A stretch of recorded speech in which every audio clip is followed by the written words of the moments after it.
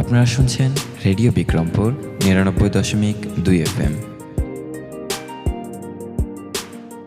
প্রাণের কথা মনে সুর, রেডিও বিক্রমপুর 99.2 FM।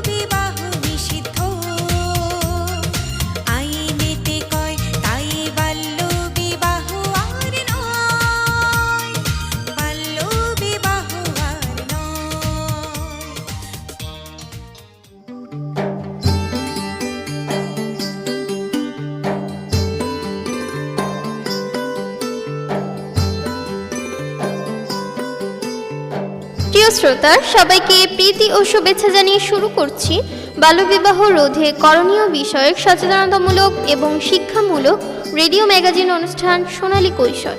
আজ শুনবেন অনুষ্ঠানের ৮ম পর্ব। আমাদের এবারের বিষয় দারিদ্রতায় বাল্যবিবাহের প্রধান কারণ। আজকের পুরো অনুষ্ঠান জুড়ে আপনাদের সাথে থাকবো আমি জেমি। প্রিয় শ্রোতা, আপনারা শুনছেন রেডিও বিক্রমপুর ৯৯.২ FM। অনুষ্ঠানটি আম্বালা ফাউন্ডেশনের সহায়তায় নির্মিত এবং অনুষ্ঠানটি প্রচারিত হচ্ছে রেডিও বিক্রমপুর ৯৯.২ FM। আমরা আমাদের অনুষ্ঠানের মাধ্যমে চেষ্টা করব বাল্যবিবাহ সম্পর্কে এবং বাল্যবিবাহ রোধে স্থানীয় পর্যায়ে জনসচেতনতা বাড়ানো। শ্রোতা, চলুন শুনে আসি আজকের অনুষ্ঠানে কি থাকছে। অনুষ্ঠানের প্রথমেই থাকছে বাল্যবিবাহ নিয়ে একটি পিএসএ, তারপর থাকছে দারিদ্রতা বাল্যবিয়ের জন্য কতটা দায়ী তা নিয়ে সাধারণ মানুষের ভাবনা। সবশেষে থাকছে দারিদ্রতাকে দোহাই দিয়েই বাড়ছে বাল্যবিবাহ। বিস্তারিত শুনব বিশেষজ্ঞের কথা। প্রিয় শ্রোতা, চলুন প্রথমেই আমরা বাল্যবিবাহ সম্পর্কে একটি পিএসএ শুনে আসি।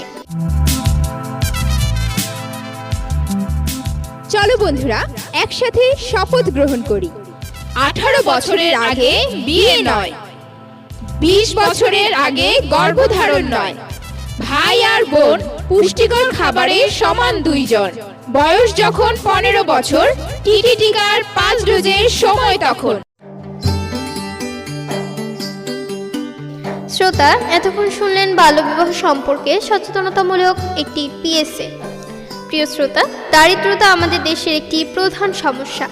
দারিদ্রতার কবলে পড়ে কিংবা দারিদ্রতার দোহাই দিয়েও অনেক পরিবার তাদের কন্যা সন্তানের বাল্যবিয়ে দিয়ে যাচ্ছে।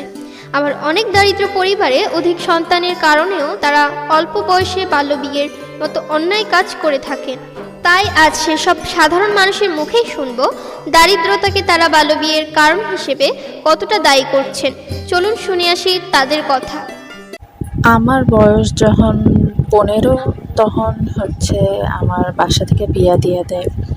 কারণ আমরা অনেক গরিব, বা আমার বাপে আসলে একাই আয় রোজগার করতো। আর বাপে মাঝে মেলা দিন অসুস্থ হইয়া ঘরে বইয়া পড়ে থাকে। তো এর লেগে আর বড় ভাই একটা ছিল, হ্যাঁ বিয়ে করে আরেক দেশে থাকে। তো আমরা ছিলাম 3 বোন। আর বাপে অসুস্থ দেখা পড়ালেখা আর করায়নি। পড়ালেখায় ভালোই আসছিলাম, কিন্তু পড়ালেখা আর করাইতে পারবো না। এর লেগে বাপে অল্প বয়সে বিয়া দিয়া দেয়। অনেক দুঃখ কষ্টের মধ্যে দিয়ে চলতে না পাইরা আসলে তখন অনেক কান্দাকাটি করি পড়ালেখাটা করার লেগে, কিন্তু বাসার থেকে কেউ শুনে না। আত্মীয় স্বজনরা সবাই অনেক চাপাচাপি করতে থাকে। এরপরে বিয়া দিয়া দেয়। এই হচ্ছে গিয়া কথা।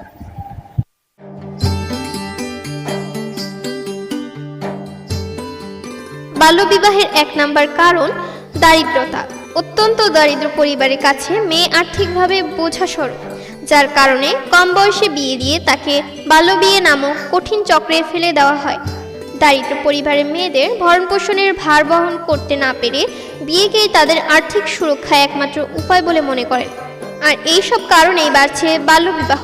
এই বিষয়ে আরও বিস্তারিত কথা বলছেন আমাদের আজকের বিশেষজ্ঞ আলেয়া ফেরদৌসী, উপপরিচালক মহিলা বিষয়ক অধিদপ্তর, মুন্সিগঞ্জ।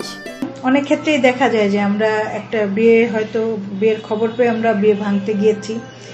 হতদরিদ্র পরিবারের একটি বিয়ের আয়োজন হয়, যেখানে হয়তো তার সাধ্যমতো, সাধ্যের বাইরে যেও সে খরচ করে একটা বিয়ের আয়োজন করে, সেই পর্যায়ে যে আমাদের বিয়েটা ভাঙতে হয়, তখন তাদের বক্তব্য এটাই থাকে যে আসলে একটা ভালো ছেলে হয়তো পাওয়া গেছে, তার টাকা পয়সা নাই, সে এখন কোনো রকমে মেয়েটা বিয়ে দিতে চাচ্ছে। কিন্তু আমাদের বক্তব্য হচ্ছে দারিদ্র বাল্যবিবাহের কারণ হতে পারে না। কারণ রিজিক যিনি মানুষ তো সৃষ্টি করেছেন মহান আল্লাহ তাআলা, তিনি একটা মানুষকে রিজিক দিয়েই পাঠিয়েছেন। ওই দরিদ্র পিতার সংসারে যদি আরো 2টা সন্তান থাকে, সেই সন্তানের ভাত ও কাপড়ের জোগাড় যদি সে করতে পারে, এই মেয়েটিরও পারবে। এইটা কোনো আসলে এটা এক্সকিউজ দেয় মানুষ, কিন্তু এটা আসলে একটা লেম এক্সকিউজ। কারণ দারিদ্র্যের হাত থেকে বাঁচার জন্য, সে সংসারের খরচ কমানোর জন্য যে বিয়ের আয়োজনটা করে, সেখানে কিন্তু তার সাধ্যের অতিরিক্ত খরচটা সে করে। সে যদি দরিদ্রই হবে তাহলে এই খরচটা সে কোথা থেকে করছে? এটা হচ্ছে একটা বিষয়। আরেকটা বিষয় হচ্ছে যে এই দরিদ্র মেয়েটিকে বিয়ে দেয়া হলো, কিছুদিন পরে দেখা গেল এই দারিদ্র্যের কারণেই হয়তো তার উপরে অত্যাচার শুরু হলো। তখন কিন্তু তার বাড়ি থেকে যদি ধরেন যে যৌতুকের জন্য অত্যাচার করা হচ্ছে, দরিদ্র পিতার পক্ষে কিন্তু জামাইয়ের সেই চাহিদা মেটানো সম্ভব হচ্ছে না। বছর ঘুরতে না ঘুরতে দেখা যাচ্ছে এই মেয়েটি বাবার সংসারে ফেরত আসছে, হয়তো তার কোলে একটি সন্তান নেই। এরকম বিষয় হলে কিন্তু দারিদ্র তার জন্য, সে যে মেয়েটার বিয়ে দিয়ে দারিদ্র মুক্ত হলো, বিষয়টা কিন্তু তা হচ্ছে না। তার ঘাড়ে আরো একটি নতুন বোঝা চাপার কারণে সে কিন্তু আরো বেশি করে দারিদ্র্যের মধ্যে পড়ল। কাজেই দারিদ্র বিয়ের অন্যতম কারণ এটা আমি মনে করি না। এটা দেখানো হয়, একটা অজুহাত দেখানো হয়। আসলে তাদের ইন্টেনশন থাকে অল্প বয়সে মেয়ে পার করার, কিন্তু এটা শুধুমাত্র দারিদ্র কারণ না, সামাজিক অবস্থাও একটা কারণ।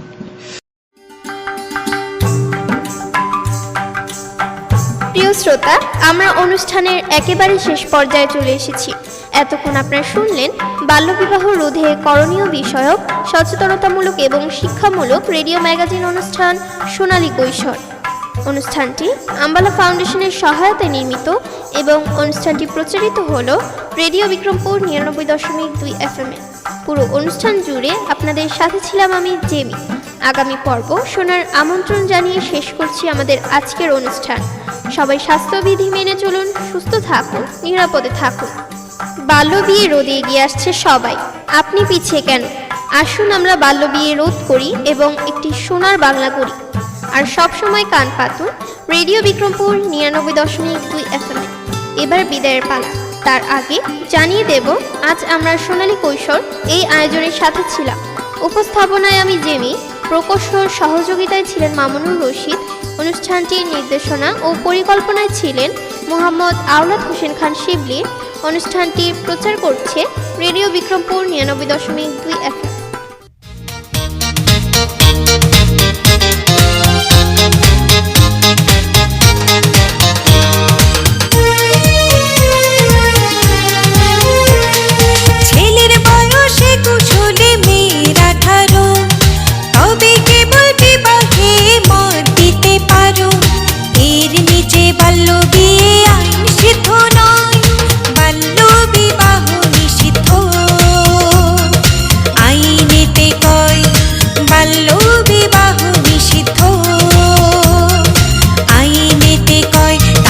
বাল্য বিবাহ